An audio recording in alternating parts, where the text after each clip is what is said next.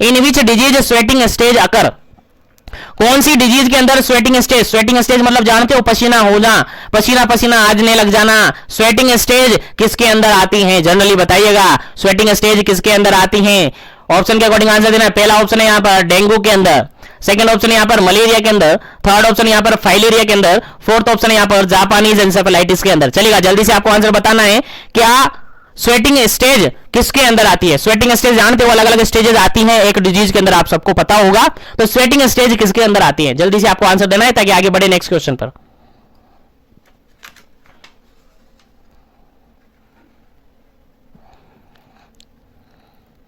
चलेगा, इस क्वेश्चन का जो बिल्कुल राइट आंसर है आपका, क्वेश्चन का बिल्कुल राइट आंसर है आपका option number B. Option number B बिल्कुल राइट आंसर है। मलेरिया के अंदर स्वेटिंग स्टेज आती है, मलेरिया के अंदर स्वेटिंग स्टेज आती है। अगर आपने सुना होगा, अगर आपने पढ़ा है, अगर नहीं पढ़ा है तो पढ़ लीजिएगा, मैं बता रहा हूं।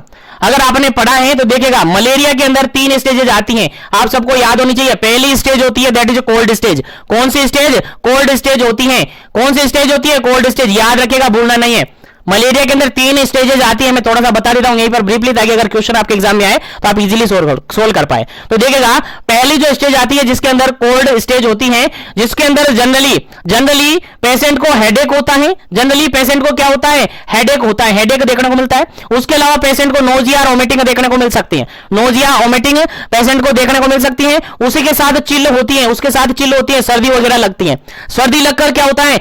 बुखार आता है, रीगर देखने को मिलता है। क्वेश्चन यहां से आपको एग्जाम में पूछा जा सकता है कि रीगर की कंडीशन जनरली किस डिजीज के अंदर देखने को मिलती है। जैसे स्वेटिंग यहां पर पूछा ना, वैसे यहां पर पूछा जा सकता है कि रीगर की कंडीशन जो जनरली होती है किसके अंदर देखने को मिलती है। रीगर जानते हो? नहीं जानते हो तो याद रखिएगा, सर्दी लगकर बुखार आना रीगर जनरली अपन कह सकते हैं। तो मलेरिया के अंदर रीगर कंडीशन देखने को मिलती है, याद रखिएगा। रीगर REGOR रीगर देखने को मिलती है। कहां पर देखने को मिलती है? मलेरिया के अंदर देखने को मिलती है। यहां पर टेम्परेचर क्या हो जाता है? हाई हो जाता है। टेम्परेचर क्या हो जाता है? हाई हो जाता है। टेम्परेचर क्या हो जाता है? हाई हो जाता है। तो जनरली ये जो स्टेज होती है कोल्ड स्टेज, जनरली ये मान के चलेगा 1 घंटे तक होती है, लास्ट फॉर 1 आवर। कहां तक होती है? Last for 1 hour. क्वेश्चन आपसे एग्जाम में पूछा जा सकता है, इंपॉर्टेंट है कि जो मलेरिया के अंदर कोल्ड स्टेज होती है लास्ट फॉर कितने टाइम तक होती है?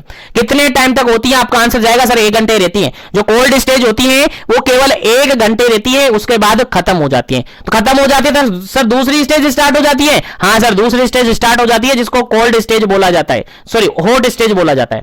कोल्ड स्टेज के बाद कौन सी स्टेज आ जाती है? हॉट स्टेज आ जाती है।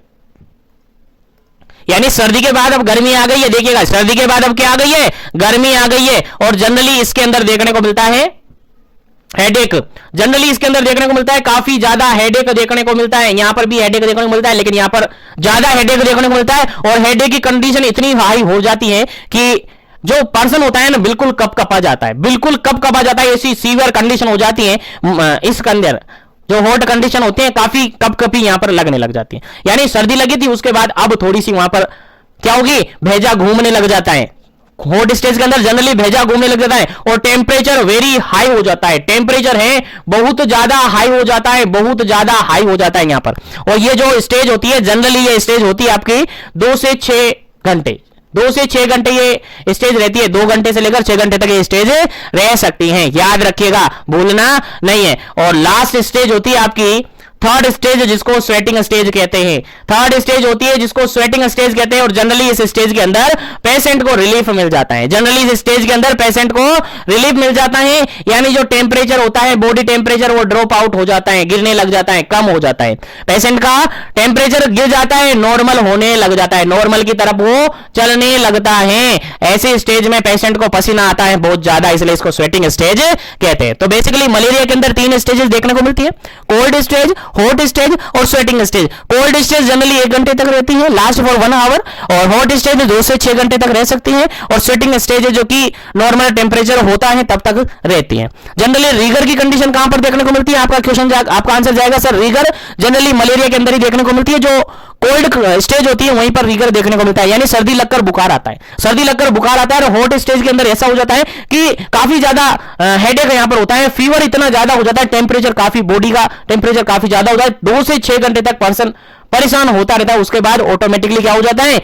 टेम्परेचर गिरने लगता है, नॉर्मल की तरफ जाने लगता है, पेशेंट को रिलीफ हो जाता है और पेशेंट को क्या आ जाती है, गर्मी आ जाती है। चलो पसीना आ गया यहां तो चलेगा, पसीने के साथ ये स्टेजेस कंप्लीट होती है और मलेरिया का ये एपिसोड यहां फिनिश हो जाता है। फिर उसके बाद वापस रिपीट होता है। अब कैसे रिपीट होता है, कब रिपीट होता है, अभी पेशेंस रखेगा आपको बताया जाएगा।